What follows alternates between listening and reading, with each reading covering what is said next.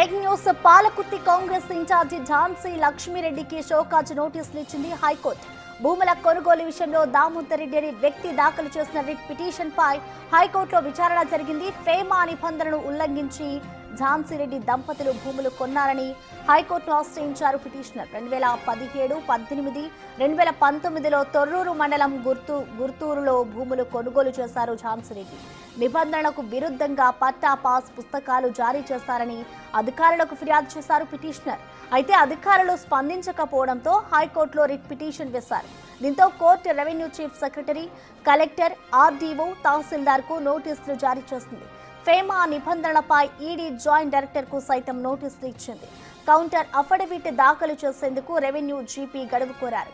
ED నుంచి వివరణ తీసుకునేందుకు ఈడీ స్టాండింగ్ కౌన్సిల్ గడువు కోరింది. దీంతో ఝాన్సీ రెడ్డి, రాజేందర్ రెడ్డిలకు వ్యతిరేకంగా షోకాజ్ నోటీసులు జారీ చేయాలని ఆదేశించింది.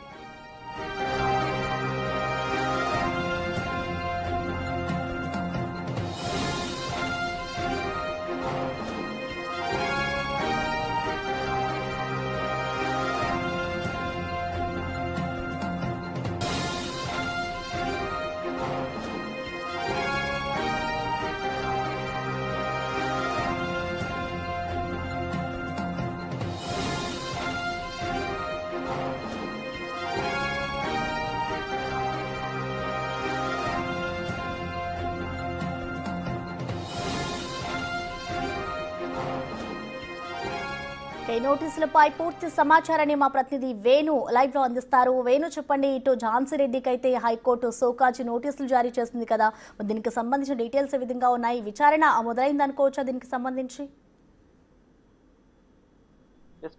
గత సంవత్సరమే దామోదర్ రెడ్డి అనేటువంటి ఒక అడ్వకేట్, తాను బీజేపీలో లీడర్ గా పనిచేస్తున్నాడు. తాను ఝాన్సీ రెడ్డి 2017 నవంబర్, 18 నవంబర్, 19 ఫిబ్రవరి 3 దఫాలుగా గుర్తూరుకు సంబంధించినటువంటి వ్యవసాయ భూములు 70 ఎకరాల పైగా కొనుగోలు చేశారు. దానిపై అధికారులు పట్టా పాస్బుక్ జారీ చేయడంతో పట్టా పాస్బుక్ జారీ ఒక నాన్ సిటిజన్ ఆఫ్ ఇండియా, తను ఓవర్సీస్ సిటిజన్ గా ఉంది, అదేవిధంగా అమెరికన్ సిటిజన్షిప్ ఉంది. సో తనకి ఏ విధంగా పట్టా పాస్బుక్ ఇస్తారంటూ కూడా అధికారులకు, జిల్లా కలెక్టర్కు, మొదట తహసీల్దార్కు రిప్రజెంటేషన్ ఇచ్చారు. దానిపై ఎటువంటి విచారణ చేయకపోవడం, ఎటువంటి చర్యలు తీసుకోకపోవడంతో చివరగా హైకోర్టును ఆశ్రయించారు. ప్రస్తుతం హైకోర్టులో రెస్పాండెంట్లుగా సిసిఎల్ఏ కమిషనర్ ను, జిల్లా కలెక్టర్, ఆర్డీఓ, తహసీల్దార్ తో పాటు ఫెమా నిబంధనలకు విరుద్ధంగా ఈ కొనుగోలు జరిగాయి, తాను ఏ విధంగా డబ్బులు తీసుకొచ్చి ఆ సేల్ కన్సిడరేషన్ చేశారు, ఆ డబ్బులు ఏ విధంగా చెల్లించాలని కూడా ఫెమా నిబంధనలకు విరుద్ధంగా ఉంది కాబట్టి జాయింట్ డైరెక్టర్ ఆఫ్ ఈడీ కూడా దీనిపై విచారణ జరపాలంటూ కూడా రెస్పాండెంట్ గా జాయింట్ డైరెక్టర్ ఆఫ్ ఈడీని కూడా ఆయన పొందుపరిచి ఆ తర్వాత ఆ రెస్పాండెంట్ R6,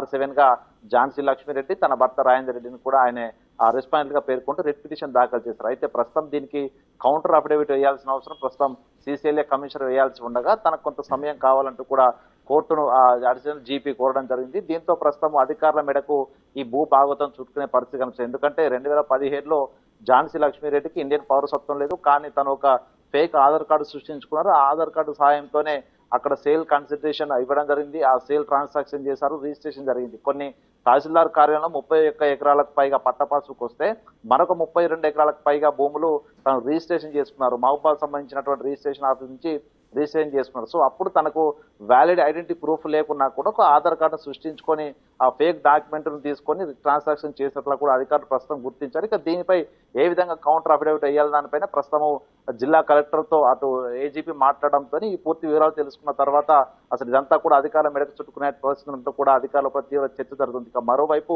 ఫెమా నిబంధనలు ఉంటాయి. సో రూపీ డ్రావింగ్ అగ్రిమెంట్ ప్రకారము విదేశాల్లో ఉన్నటువంటి ఎవరైనా కూడా భారతదేశం డబ్బులు పంపించాలంటే ఇన్వార్డ్ రెమిటెన్స్ ద్వారా కొంత 15 లక్షల వరకే లిమిట్ ఉంటుంది. కానీ దాదాపు 30 ఎకరాల పైగా కొనుగోలు చేసిన ఝాన్సీ రెడ్డి కోట్ల రూపాయల లోపల అక్కడటువంటి రైతులకు డబ్బులు చెల్లించి, సో ఇదంతా ఏ విధంగా చెల్లింపులు జరిగాయి, తాను ఎవరి వద్ద డబ్బులు తీసుకొని చెల్లించాలని కూడా పూర్తి స్థాయి ఫెమా నిబంధనలకు విరుద్ధంగా ట్రాన్సాక్షన్ జరిగిన అగ్రిమెంట్లు ఉన్నాయి. సో ఇవన్నీ కూడా ఓవైపు ఫోర్జరీ డాక్యుమెంట్లు, చీటింగ్, దాంతో పాటుగా ఫెమా నిబంధనల విరుద్ధంగా తాను డబ్బులు ట్రాన్సాక్షన్ చేయడం, ఇవన్నీ కూడా పూర్తి స్థాయి లోపల ఎంక్వైరీ చేసి రిపోర్ట్ ఇవ్వాలంటూ కూడా కోర్టు అధికారులపై చేసింది. దాంతో పాటు ప్రస్తుతానికి ఎన్ఫోర్స్మెంట్ డైరెక్టరేట్ సంబంధించి వాళ్ళు కూడా స్టాండింగ్ కమిటీ కూడా మరికొద్ది సమయం కోరారు. సో దాంతో ఫెమా నిబంధనలు వర్తించాయా లేకపోతే దాని విరుద్ధంగా ఝాన్సీ రెడ్డి పనిచేసిన దాంట్లో కూడా పూర్తి క్లారిటీ అధికారులు తీసుకున్న తర్వాత కౌంటర్ అఫిడవిట్ దాఖలు చేస్తామంటూ హైకోర్టును కోరడంతో నెక్స్ట్ లిస్టింగ్ డేటు జూన్ 19 నాడు ఉంది. అప్పటి వరకు పూర్తి కౌంటర్ అఫిడవిట్ వేయాలంటూ కూడా కోర్టు ఆదేశాలు జారీ చేస్తారు. ఈ తరుణంలోనే అటు ఈడీతో పాటుగా